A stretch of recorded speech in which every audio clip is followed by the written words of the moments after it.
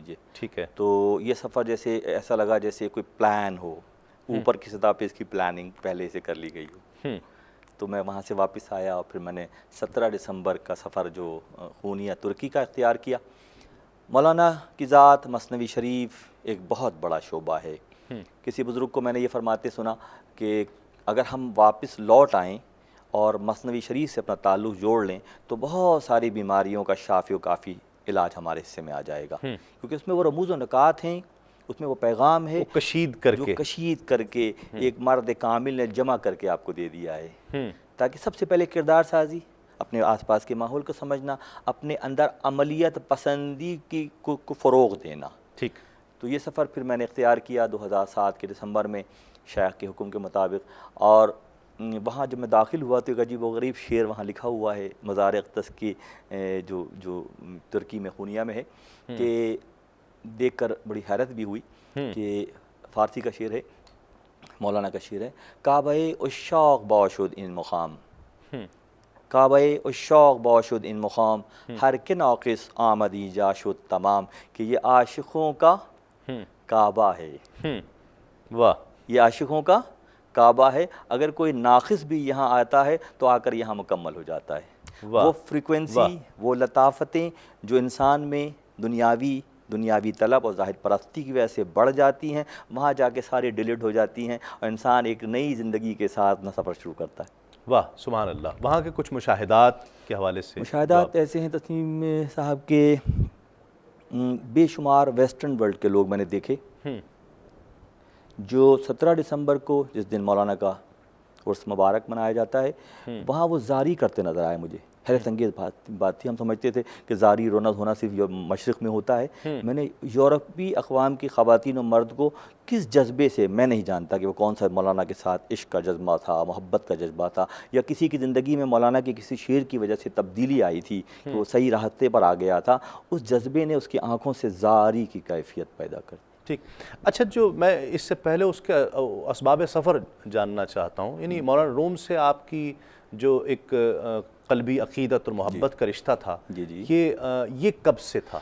جب ہم نے بچپن ہی میں علامہ اقبال کو پڑھا, اور علامہ اقبال کو جب ہم نے یہ دیکھا کہ وہ اس شخصیت کا تعارف کس طرح کرا رہے ہیں, کہ ہم سمجھتے تھے کہ شاید ہمارے آس پاس کے ماحول میں سب سے خداور شخصیت علامہ اقبال کی شاعری, ان کی شخصیت ہے, ان کے مشاہدات ہیں کہ جو یورپ سے بھی ہوا ہے اور پی ایچ ڈی کی ڈگری بھی لے آئے, اور یہاں بھی شعر و ادب میں مقام و مرتبہ ہے ان کا, شکوہ جواب شکوہ کے انداز میں اللہ سے کلام کر رہے ہیں اور جواب بھی دے رہے ہیں. سب کچھ ذہن ایک شخصیت میں ڈھلتا چلا جا رہا تھا, اور جب ان کو ہم دیکھتے ہیں کہ کسی اور سے وہ ہو رہے ہیں, متاثر ہو رہے ہیں, ان کا تذکرہ کر رہے ہیں اپنی کتاب میں, تو پھر وہ شخصیت سامنے آ جاتی ہے خود بخود. ٹھیک.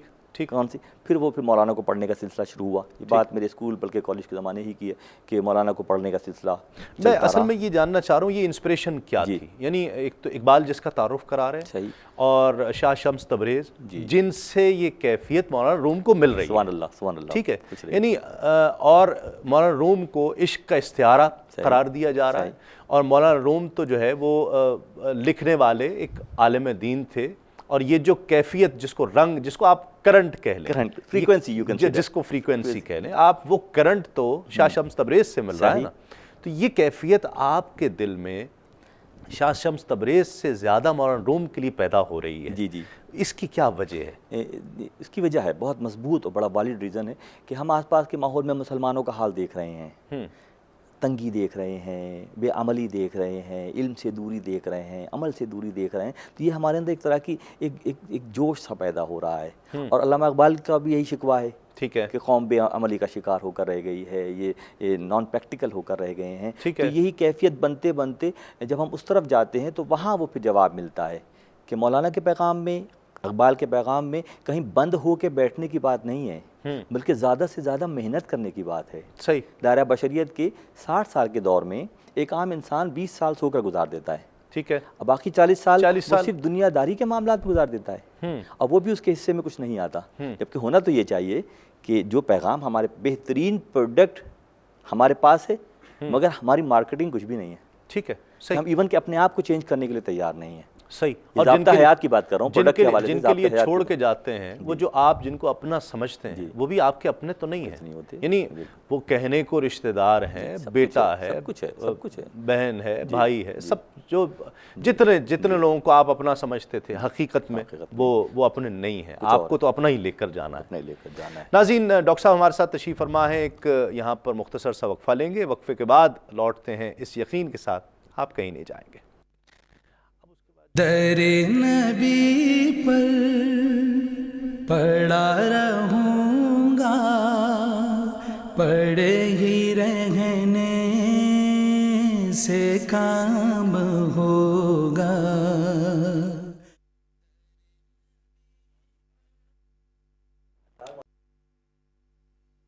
در نبی پر پڑا رہوں گا, پڑے ہی رہنے سے کام ہوگا. ناظرین خوش آمدید, اور آپ پروگرام دیکھ رہے ہیں کیو ٹائم. تسلیم صابری کے ساتھ ڈاکٹر قاضی برہان الدین صاحب ہمارے ساتھ تشریف فرما ہے. شارح مثنوی شریف, آپ کے ایک بہت اچھے دوست کو ہم نے ٹیلی فون لائن پر لیا ہے, بہت معروف شخصیت ہیں, آپ کا بہت کام ہے. سید شاہین اختر صاحب, السلام علیکم. السلام علیکم. وعلیکم السلام. شاہین صاحب کیسی طبیعت ہے, خیریت سے ہیں؟ جی الحمدللہ, آپ کیسے ہیں؟ اللہ کا کرم ہے. ڈاکٹر برہان الدین صاحب ہمارے ساتھ تشریف فرما ہیں, آج ہمارے ایوان میں مہمان ہیں. جی جی, کیا کہیے گا ان کی شخصیت کے حوالے سے, کیا کہیے گا؟ آواز کچھ صاف نہیں آ رہی ہے, بیچ میں نعت خوانی کی آواز آ رہی ہے اور آپ کی آواز کٹ رہی ہے. اچھا, میں یہ پوچھ رہا ہوں, ڈاکٹر قاضی برہان الدین صاحب ہمارے ساتھ تشریف فرما ہیں. جی جی, تو ان کی شخصیت کے حوالے سے آپ کا ان کا ایک تعلق ہے, کیا کہیے گا, ان کی شخصیت کو کیسے دیکھتے ہیں؟ ڈاکٹر صاحب کو تو ماشاءاللہ کافی عرصے دراز سے ہمارا ان کا تعلق ہے, اور ایز اے ڈاکٹر تو ماشاءاللہ آپ کے سامنے بیٹھے ہیں, آپ کو اندازہ ہو گیا ہوگا, مگر مثنوی شریف کے حوالے سے تو ماشاءاللہ ان کے معیار کا ابھی تک تو ہم نے ابھی تک ان کے مقابلے کا ابھی تک کسی کو سنا نہیں ہے اور دیکھا ہے. تو ماشاءاللہ ان کے بیان کا انداز, ان کا کہنے کا انداز, ان کا پڑھنے کا انداز اس قدر آسان ہے کہ ہر ایک طرح کے پی ایچ ڈی لیول تک کے بندے کو سمجھ میں آ سکتی ہے کہ کیا ڈاکٹر صاحب بیان کر رہے ہیں, یا وہ فارسی کر رہے ہوں چاہے وہ اردو میں کر رہے ہوں. تو ایک چھوٹا انداز ہے بیان کرنے کا, اور ڈاکٹر صاحب کا جتنا مشاہدہ ہے مثنوی کے حوالے سے میرا خیال ہے میں نے تو اپنے اس دور میں نہیں دیکھا ابھی تک. صحیح, بہت شکریہ, بہت شکریہ. ڈاکٹر صاحب ہمارے ساتھ ٹیلی فون لائن پر تھے. اچھا, پلٹتے ہیں اب, چونکہ وقت بھی جو ہے مختصر ہے. جب حرمین شریفین پہلی دفعہ جانا ہوا تھا اس وقت کیا کیفیت تھی؟ صابری صاحب, بات تو یہ ہے کہ ایک طویل عرصے تک تو ہمت نہ ہوئی. میں آس پاس گھومتا رہا, سری لنکا گیا, بھارت گیا, عراق گیا, پورا عراق میں نے ایک سرے سے دوسرے سرے تک دیکھا, سبھی کچھ دیکھا. مگر جب لوگ مجھ سے پوچھتے تھے احباب کہ یہ سب سے پہلے ہے بھائی ڈاکٹر صاحب جانا چاہیے آپ کو یہاں, تو کیا ہے ایسا جو لے کر جائیں؟ جب تک کوئی ایسا لگتا تھا کہ ہم بالکل تہی دامن ہیں, کچھ بھی تو نہیں ہے, کیا پیش کریں گے اللہ کی بارگاہ میں, کیا پیش کریں گے رسول صلی اللہ علیہ وسلم کی بارگاہ میں, عمل تو کچھ بھی نہیں ہے, ساری زندگی ایسی گزر رہی ہے. تو پھر یہ بھی میرے شیخ کے اشارے ہی کی وجہ سے پہلا سفر کیا, اور وہ جو دعا میں نے وہاں کعبے کو دیکھ کر سب سے پہلی دعا جو میں نے مانگی, اے اللہ مجھے قادر الکلامی عطا فرما, مستجاب الدعا فہم, وہاں کی میری دعاؤں کو قبول کرنے جیسا بنا دے. اور الحمدللہ ثم الحمدللہ کہ اللہ تعالیٰ نے میری دعاؤں کو قبول کیا. واہ. اور یہ کیفیت جو اسپریچول لیول پر جا کر وہاں پیدا ہوئی, اس سے پہلے شخصیت میں نہ تھی. اچھا, اپنے مریضوں کو, آنے والوں کو بھی دعا زیادہ دیتے ہیں, دوا کے ساتھ؟ دوا ہو یا دعا, دونوں پاس ورڈز ہیں. صحیح, بالکل. ایک فریکوینسی ہے جو کہیں وہ بوتلوں میں بند نظر آتی ہے, اور کہیں صرف وہ آواز کے ذریعے کان میں پہنچ کر پورے سسٹم کو چینج کر دیتی ہے. ٹھیک. تو یہ دونوں زاویے جب علم الادیان اور علم الابدان کسی کے حصے میں آ جائے تو اللہ کے انعاموں میں سے بہت بڑا انعام ہے. اچھا, ہومیوپیتھک کا جو ڈائریکٹ تعلق ہے, ہومیوپیتھک کا, اور ایک تو کہتے ہیں کہ اس سے مرض جو ہے نا وہ ٹھیک ہو جاتا ہے, اللہ شفا دیتا ہے, اور لیکن تھوڑا ٹائم لگتا ہے, وقت لگتا ہے, لیکن کہتے ہیں کہ جڑ سے جو ہے نا وہ نکال دیتا ہے. ایسا ہی ہے؟